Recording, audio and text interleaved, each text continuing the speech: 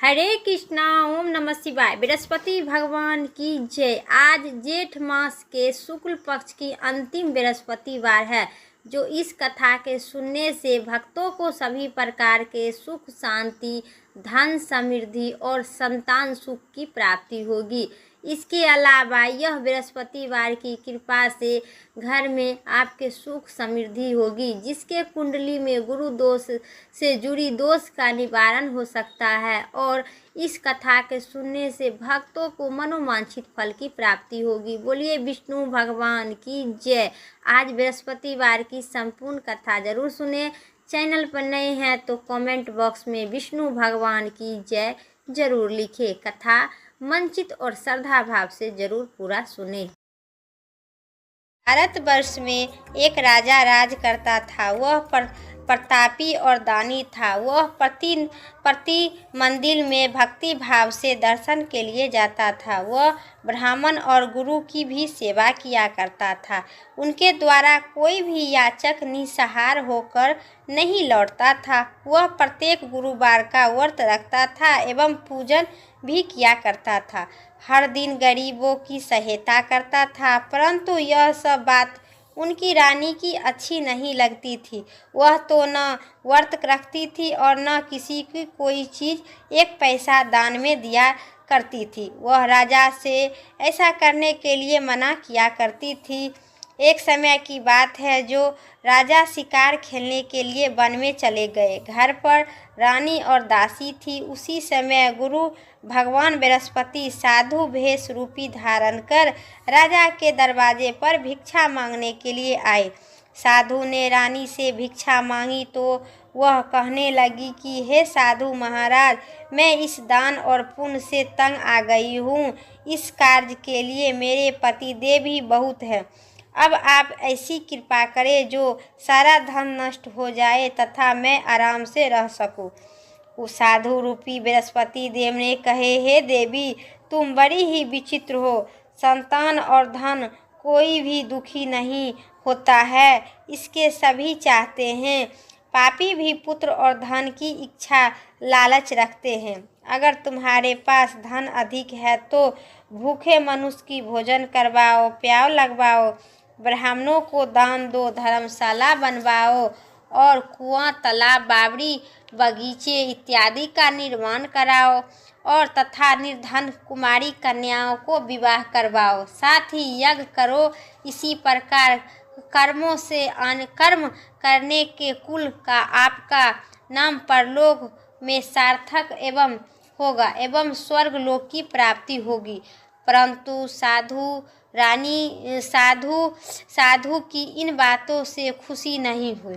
उन्होंने कहा, हे साधु महाराज, मुझे ऐसा धन की कोई आवश्यकता नहीं है जिससे अन्य लोगों को दान दूं तथा इसके रखने और संभालने में मेरा सारा समय नष्ट हो जाएगा।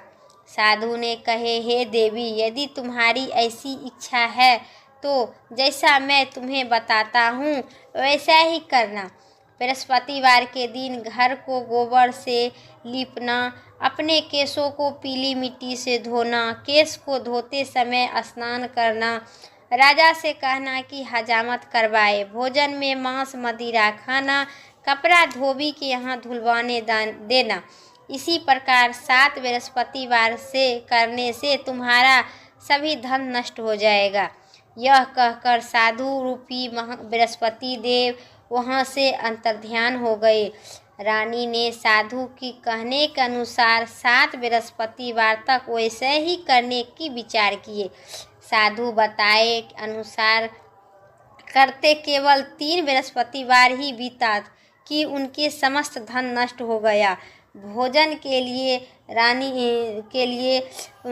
भोजन में परिवार में तरसने लगी तथा संसारिक भोगों से दुखी रहने लगा। तब वह राजा रानी से कहने लगी कि हे रानी, तुम यहाँ पर रहो, मैं दूसरे देश जाता हूँ, क्योंकि यहाँ मुझे सभी मनुष्य जानते हैं, इसलिए मैं यहाँ कोई कार्य नहीं कर सकता हूँ।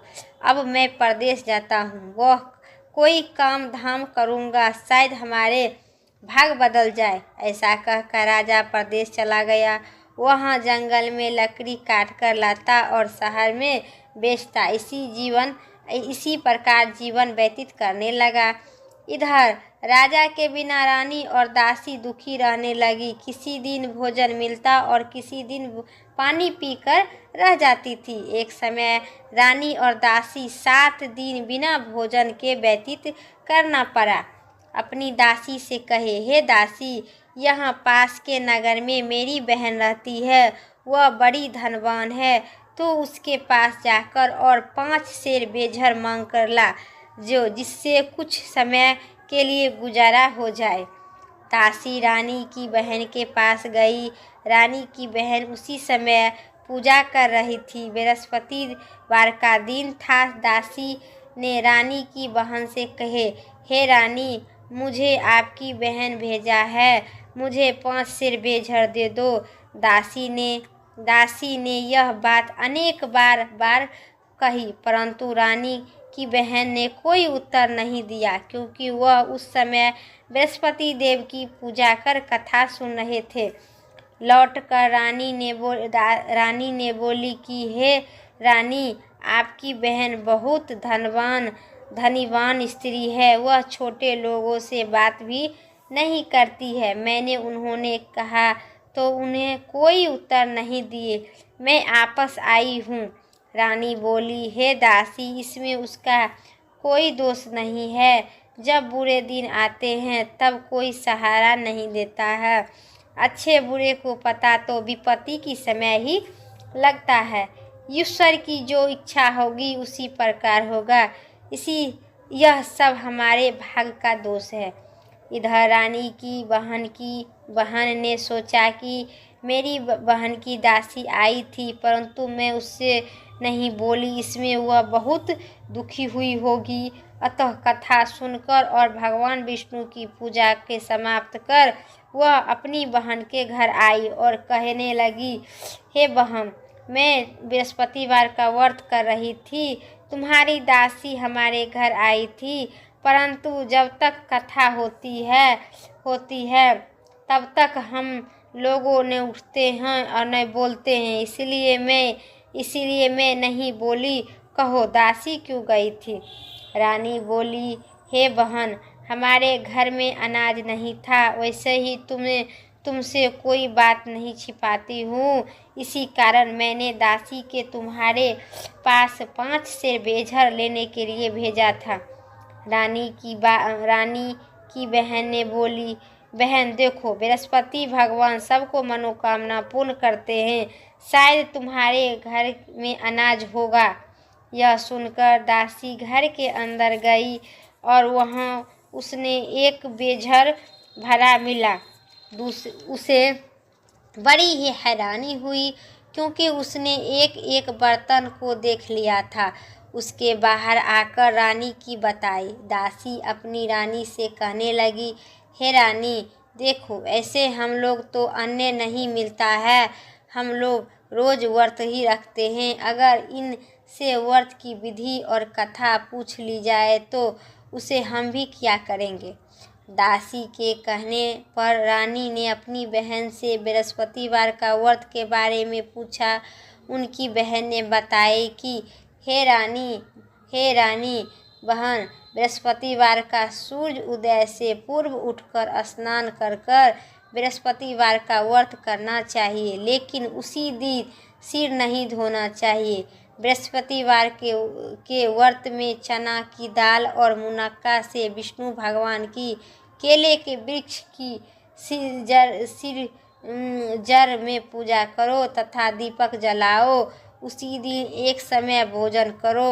भोजन में पीले पदार्थ का करो और पूजन करो। विधि बताकर रानी की बहन और करो तथा कथा सुनो। इसी प्रकार करने से गुरु भगवान बृहस्पति प्रसन्न होते हैं, अन्य पुत्र धन देकर मनोकामना पूर्ण करते हैं।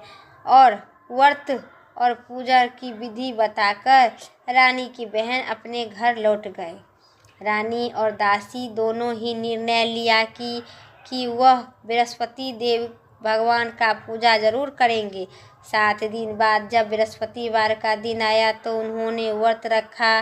घुड़साल में जाकर चना और गुड़ बीन कर लाई, उनकी दाल से केले की जड़ में तथा भगवान विष्णु का पूजन की। अब भोजन पीला कहाँ से आवे। दोनों बड़ी ही दुखी हुई, परंतु उन्होंने व्रत किया था, इसी कारण भगवान बृहस्पति देव प्रसन्न थे। एक साधारण व्यक्ति के रूप में वे 2 थाल में सुंदर पीला भोजन लेकर आए और दासी को देकर बोले, हे दासी, यह भोजन तुम्हारे और तुम्हारी रानी के लिए है, तुम दोनों कर लेना। दासी भोजन पाकर बड़ी ही प्रसन्न हुई और रानी से बोली, हे रानी जी, भोजन कर लीजिए। रानी को भोजन आने के बारे में कुछ भी पता नहीं था, इसलिए वह दासी से बोली, जा तू ही भोजन कर ले, क्योंकि तू हमारी व्यर्थ में हंसी उड़ा रही है। दासी बोली, एक व्यक्ति भोजन दे गया है। रानी कहने लगी, वह भोजन तेरे लिए है, तू ही कर ले, तू ही भोजन कर ले। दासी ने कहे, वह व्यक्ति हम दोनों के लिए 2 थाल में भोजन दे गया है, इसलिए मैं आप दोनों ही साथ साथ भोजन करूंगी। दोनों ने गुरु भगवान को नमस्कार कर भोजन प्रारंभ की। उसके बाद वे प्रत्येक गुरुवार को बृहस्पतिवार को भगवान बृहस्पति देव के व्रत और पूजा करने लगी। बृहस्पति भगवान की कृपा से उनके पास धन हो गया, परंतु रानी पहले की तरह आलस करने लगी। तब दासी बोली, देखो रानी, तुम पहले भी इसी प्रकार आलस करती थी, तुम्हें धन के लिए रखने कष्ट होता है तथा इसी कारण हम धन नष्ट हो गया था। अब यह धन बड़ी मुश्किल से पाए हैं, इसीलिए हमें दान पुण्य करना चाहिए। तुम भूखे मनुष्य को भोजन करवाओ, प्याव लगवाओ, ब्राह्मणों को दान दो, कुआं, तालाब, बावड़ी इत्यादि का निर्माण करवाओ, मंदिर में पाठशालाओं बनवाओ, दान दो और कुमारी कन्याओं को विवाह करवाकर धन का शुभ कार्य में खर्च करो, जिससे तुम्हारे कुल का यश बढ़ेगा तथा स्वर्ग लोक की प्राप्ति होगी। दासी की बात मानकर रानी ने इसी प्रकार कर्म करने का प्रारंभ किए, जिससे उनका काफ़ी यश फैलने लगा। एक दिन रानी और दासी आपस में विचार करने लगी कि न जाने राजा किस दशा में होंगे, उनकी कोई खोज खबर नहीं है। गुरु भगवान ने उन्होंने प्रार्थना की और भगवान ने रात्रि में राजा के स्वप्न में कहे, हे राजा उठो, तेरी रानी तुझको याद करती है, अब अपने देश लौट जाओ। राजा प्रातः उठकर जंगल में लकड़ी काटने लाने के लिए जंगल की ओर चल पड़ा। जंगल के गुजरते हुई वह सोचने लगा कि रानी की गलती से उन्होंने कितने दुख भोगने पड़ते हैं। राजपाट छोड़कर उनके जंगल में आकर रहना पड़ता है। जंगल की लकड़ी काटकर उनको बेचकर गुजारा करना पड़ता है। उसी समय जंगल में साधु देव एक साधु रूपी बृहस्पति देव वहाँ पर आए और राजा के पास जाकर बोले, हे लकड़हारे, तुम इस सुनसान जंगल में किस चिंता में बैठे हो, मुझे बताओ। यह सुनकर राजा के नेत्र से जल भर आया और साधु की वंदना कर बोला, हे प्रभु, आप सब कुछ जानते हैं। इतना कहकर राजा साधु की अपनी संपूर्ण कहानी सुना दिया। महात्मा दयालु होते हैं वे तो राजा बोले, हे राजा, तुम्हारी पत्नी ने बृहस्पति भगवान की प्रति अपराध किया था, जिससे कारण तुम्हारी यह दशा हुई। अब तुम्हें किसी प्रकार का कोई चिंता नहीं है, चिंता मत करो, भगवान तुम्हें पहले से अधिक धन दिए हैं। देखो, तुम्हारी पत्नी बृहस्पतिवार का व्रत प्रारंभ कर दी है, अब तुम भी बृहस्पतिवार का व्रत करो। चना की दाल, गुड़, जल लोटे में डालकर केले की पूजा करो, फिर कथा कहो या सुनो। भगवान बृहस्पति देव सभी मनोकामना पूर्ण करेंगे। साधु को प्रशांत देखकर राजा बोला, हे प्रभु, मुझे लकड़ी बेचकर इतना पैसा नहीं बेचता है जिससे भोजन करके और समाचार जान सकूं, करने के उपरांत कुछ बचा सकूं।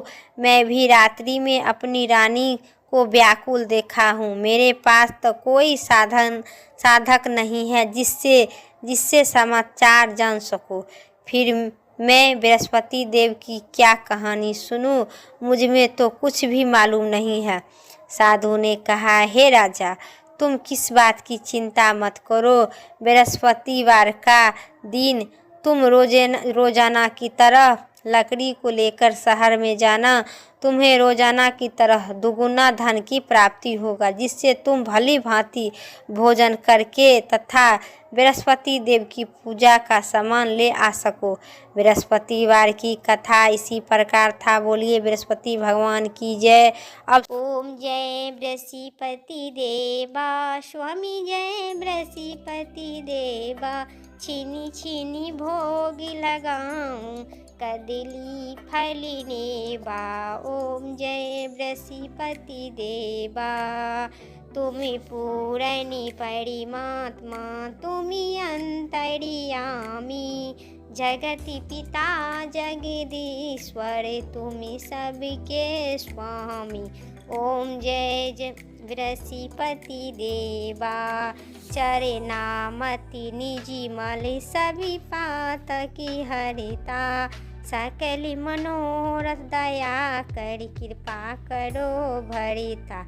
ओम जय बृहस्पति देवा। तनि मनि धनि अर्पण कर, जो जन शरण पड़े। प्रभु प्रगट तब होकर, आकर द्वारी खड़े। ओम जय बृहस्पति देवा। दीन दया निधि भक्त निहितकारी। पाप दोष सब हरता, भव बंधन हारी। ओम जय बृहस्पति देवा। सकल मनोरथ दया कर, सभी हृदय हारी। विषय बिटारी मिटाओ, संतान सुख हारी। ओम जय बृहस्पति देवा। जो कोई आरती तेरी प्रेम सहित गावे, जेठानंद आनंद कर सो निश्चय पावे। ओम जय बृहस्पति देवा। स्वामी जय बृहस्पति देवा। मेरा वीडियो यहीं तक था। वीडियो अच्छी लगी तो लाइक कीजिएगा, चैनल पर नहीं सब्सक्राइब कर, कमेंट में जय बृहस्पति देव जरूर लिखिएगा। अगली वीडियो लेके आते हैं, तब तक के लिए जय श्री राम, राधे राधे।